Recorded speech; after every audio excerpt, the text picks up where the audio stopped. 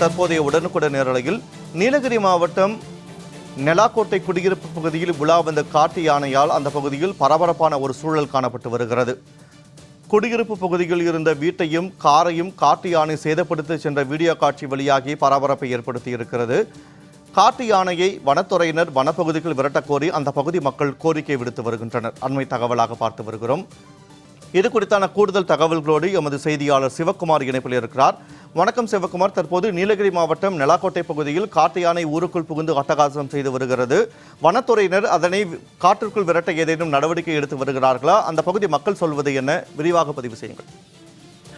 வினோத், நீலகிரி மாவட்டம் கூடலூர் சுற்றுவட்டார பகுதிகளில் உணவு குடிநீர் தேடி ஊருக்குள் அதிக அளவில் காட்டு யானைகள் வர துவங்கியுள்ளன.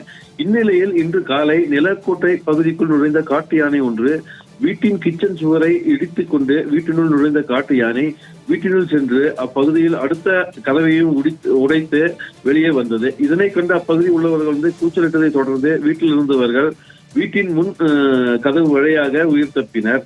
வீட்டில் நுழைந்த காட்டு யானை அங்கு உணவு ஏனும் உள்ளதா என நோட்டமிட்டு காட்டு யானைக்கு எதுவும் சிக்காததால் வீட்டின் மற்றொரு பகுதியில் கதவை உடைத்துக் கொண்டு தடுப்புக்காக வைத்திருந்த டெரஸில் உள்ள கேட்டையும் ஆக்ரோஷமாக உடைத்து விட்டு அங்கிருந்து சென்றது.